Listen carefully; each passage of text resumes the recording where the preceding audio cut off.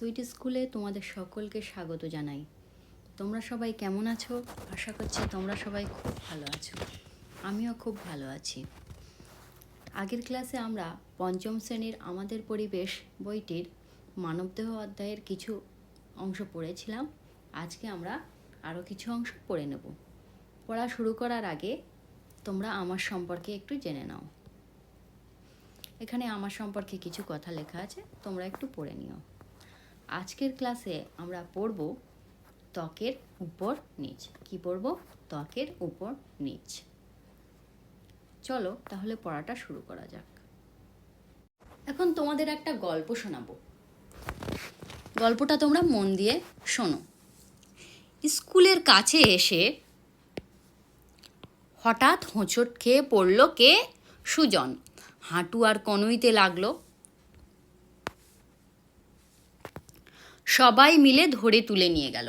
কনুইতে খানিকটা ছড়ে গেছে, এক জায়গায় একটু রক্ত বেরিয়েছে, হাঁটুতেও একটু ছড়েছে, একটু জল জল বেরিয়েছে। কিছুক্ষণ বরফ দেওয়া হলো, তারপর হেড স্যার ওষুধ দিলেন। মিনা সব দেখছিল। সে ভাবলো, ত্বকের কি দুটো স্তর আছে? একটা স্তরে জলের মতো কিছু থাকে, আর একটা স্তরে রক্ত। দিদি ক্লাসে এলে সে জানতে চাইল। দিদিমণি বললেন, ঠিকই দেখেছ, ত্বকের ওপরে স্তরে রক্ত থাকে না, ওই স্তরের উপরটা মরা, কেটে গেলেও কিছু হয় না, কিন্তু ভিতরের স্তরে আঘাত লাগলেই জ্বালা করবে। তাহলে আমরা এই গল্প থেকে কি পড়লাম? যে ত্বকের দুটি স্তর। ত্বকের কটি স্তর? ত্বকের দুটি স্তর। উপরের স্তরটা হচ্ছে মরা, উপরের স্তরটা মরা। এখানে মোটা লেখা আছে, স্পেলিং মিস্টেক, এটা মরা হবে। উপরের স্তরটা হচ্ছে মরা, সেখানে কেটে গেলেও কিছু হয় না।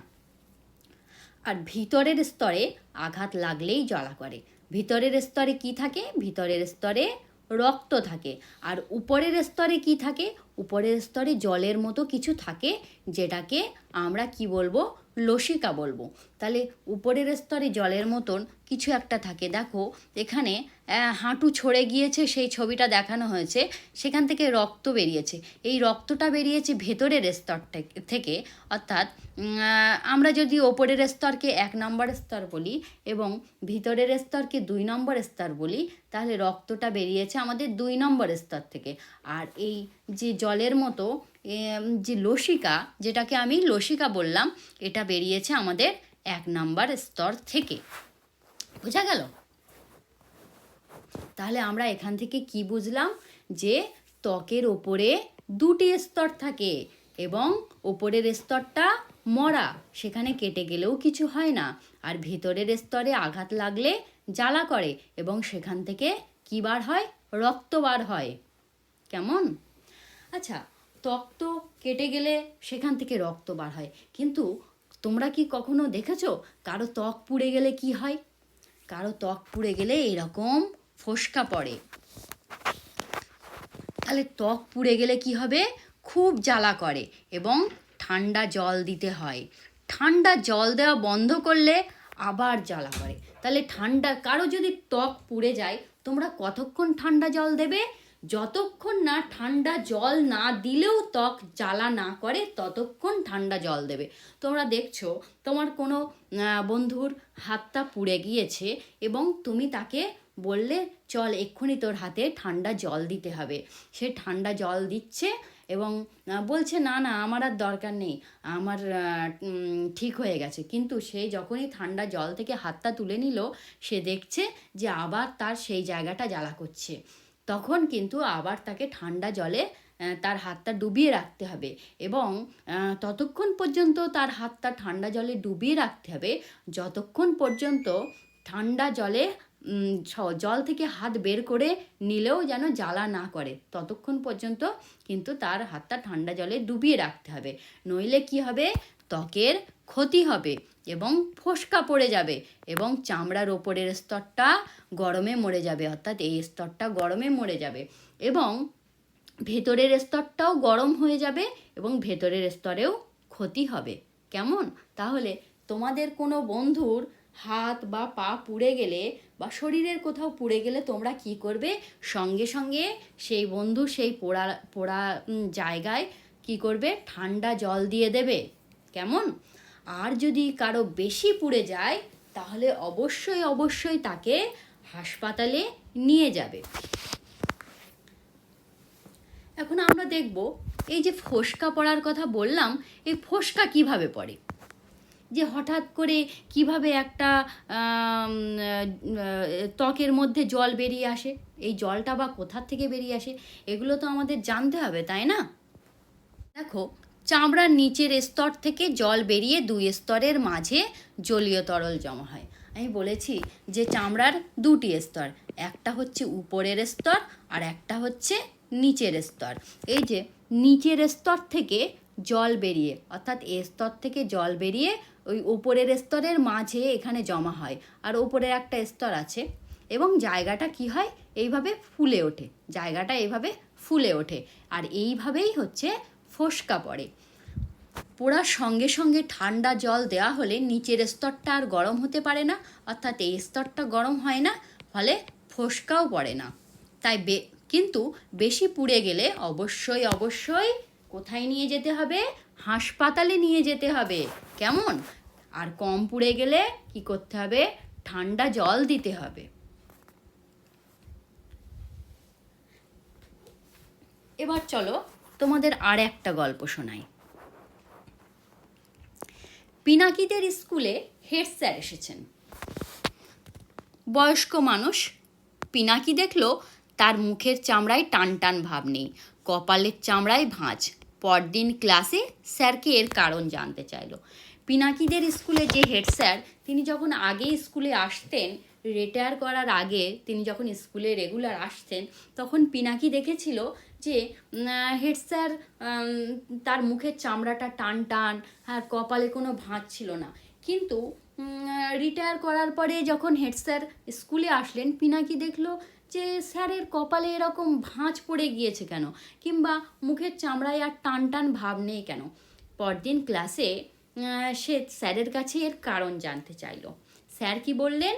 স্যার বললেন, বয়সের সঙ্গে সঙ্গে শরীর বাড়লে চামড়াও বাড়ে, আর মোটা হলেও চামড়া বাড়ে, কিন্তু বৃদ্ধ হলে শরীরটা ছোট হতে শুরু করে, কিন্তু চামড়া কমে না, তখন চামড়া কুঁচকে যায়। হেড স্যারেরও তাই হয়েছে। তাহলে তোমরা কি বুঝলে এর থেকে?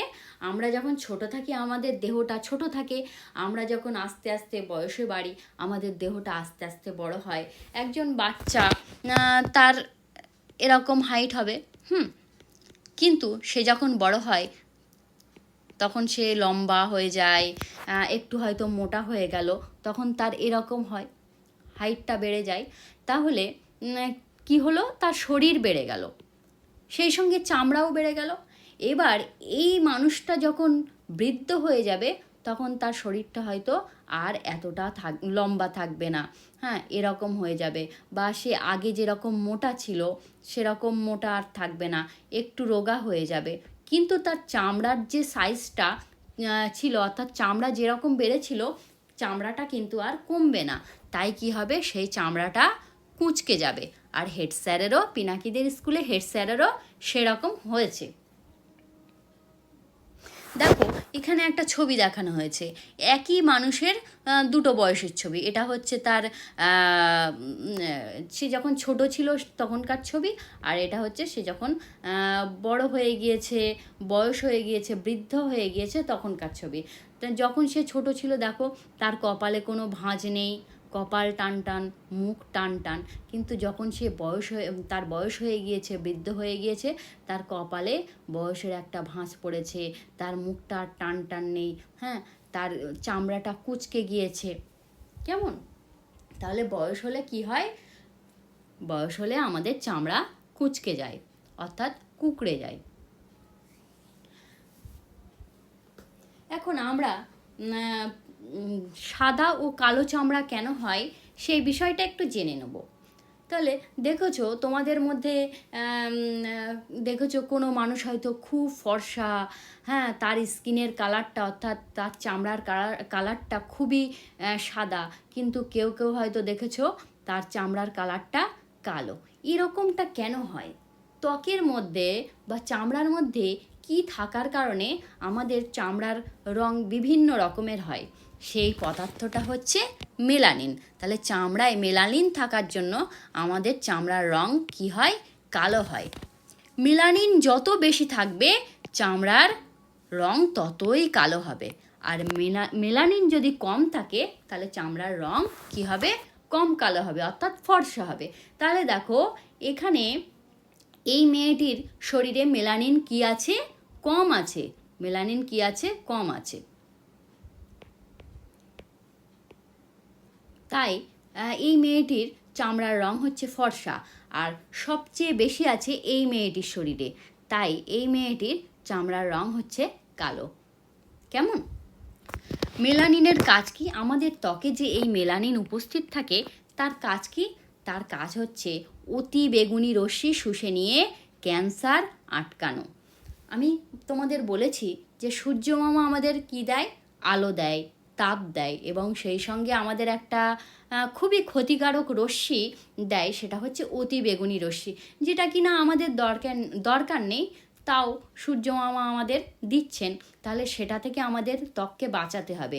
তাই আমাদের ত্বককে বাঁচানোর জন্য এই যে মেলানিন, সেটা আমাদের ত্বককে অর্থাৎ মেলানিন অতি বেগুনি রশ্মি শুষে নিয়ে আমাদের ত্বককে বাঁচায়। কি থেকে বাঁচায়? ক্যান্সার হওয়া থেকে বাঁচায়। যদি আমাদের ত্বকে মেলানিন না থাকতো তাহলে কি হতো? অতি বেগুনি রশ্মি আমাদের ত্বকে প্রবেশ করতো এবং আমাদের ক্যান্সার হতো। আর কি হয়?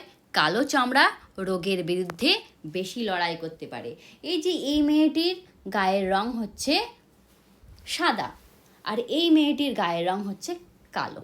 তাহলে তোমরা বলো তো, এই দুজনের মধ্যে কোন মেয়েটি তার শরীরে রোগ জীবাণুর বিরুদ্ধে বেশি লড়াই করতে পারবে? এই মেয়েটি। কারণ এর শরীরে কি আছে? মেলানিনের পরিমাণ বেশি আছে। আর এই মেয়েটি রোগ জীবাণুর বিরুদ্ধে কম লড়াই করতে পারবে, এই মেয়েটির চামড়া, কারণ তার শরীরে মেলানিনের পরিমাণ কম আছে। তারপরে এই মেয়েটির শরীরে মেলানিনের পরিমাণ একটু বেশি আছে এর থেকে, আর এর শরীরে এই মেয়েটির থেকে একটু কম আছে। কেমন? এবার আমরা দেখে নেব যে মেলানিন কি। মেলানিন হচ্ছে আমাদের শরীরের চামড়ায় উপস্থিত একটি পদার্থ। কি করে? মেলানিন আমাদের শরীরে থাকলে আমাদের ত্বক কালো দেখায়, আর শরীরে কম পরিমাণ থাকলে আমাদের ত্বক ফর্সা দেখায়। তাহলে সাহেবরা তো খুব ফর্সা, তাহলে বলো তো তাদের চামড়ায় মেলানিন বেশি আছে কি কম আছে? নিশ্চয়ই কম আছে। তাহলে সাহেবদের চামড়ায় মেলানিন কি আছে? কম আছে। আর মেলানিন কিভাবে তৈরি হয়? সূর্যের আলো শরীরে মেলানিন তৈরি করতে সাহায্য করে। তাহলে আমাদের শরীরে মেলানিন তৈরি করতে সাহায্য করে কে? সূর্যের আলো। ওকে ফ্রেন্ডস, তাহলে আজকে তোমাদের এই পর্যন্ত থাক। আবার দেখা হবে পরবর্তী ক্লাসে নতুন কোনো ভিডিও নিয়ে। Thank you.